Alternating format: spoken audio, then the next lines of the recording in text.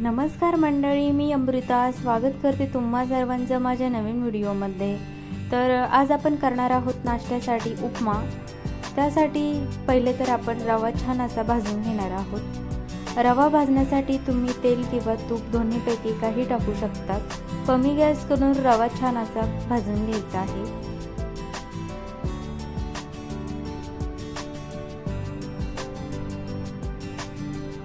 रवा छान असा भाजून घेतला की तो एका बाउलमध्ये काढून घेतला। त्यानंतर कढईमध्ये टाकलं 1 चमचा तेल। आता तेलही छान असं गरम झालं की त्यामध्ये टाकलं जिरं,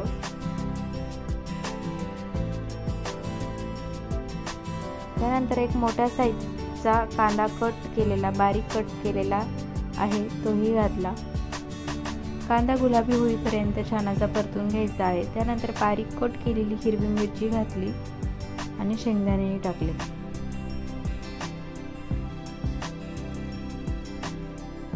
छान असे तळून घ्यायचे आहे। त्यानंतर 2-3 पानं कढीपत्त्याचेही टाकले।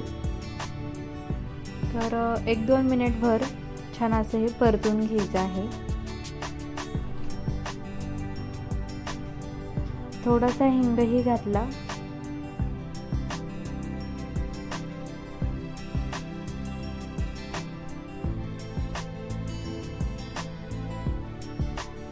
आता शेंगदाणे इथं ऑप्शनल आहे, तुम्ही मला आवडतात म्हणून मी टाकले, ज्याला नसेल आवडत ते नाही टाकले तरी चालतं। छान असं परतून झाल्यानंतर त्यामध्ये टाकलं पाणी।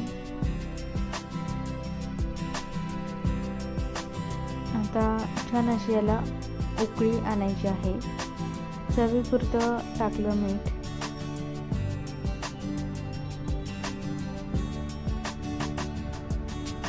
तुम्ही बघू शकता छान अशी उकळी आलेली आहे। यामध्ये टाकू रवा। एका हाताने रवा टाकायचा आहे, एका हाताने चांगलं मिक्स करत राहायचं आहे। इथे थोडं झटकीपट करायचं आहे जेणेकरून त्याच्या गुठळ्या होणार नाही। आपण जर जास्त स्लो केलं तर रव्याच्या गुठळ्या बनतात, त्यासाठी गॅस कमी ठेवायचा आहे। आता हे छान असं मिक्स करून घ्यायचं आहे।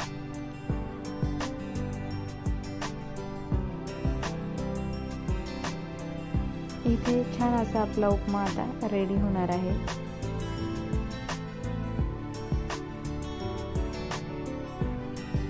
थोडीशी कोथिंबीरही घातली। जर तुम्हाला हा व्हिडिओ आवडला असेल तर प्लीज एक लाईक नक्की करा आणि चॅनलवर जर नवीन असाल तर लाईक, शेअर, सबस्क्राईब करायला अजिबात विसरू नका। तुम्ही बघू शकता इथे आपला रवा उपमा तयार झाला आहे। चला तर भेटूया नेक्स्ट व्हिडिओमध्ये, तोपर्यंत बाय।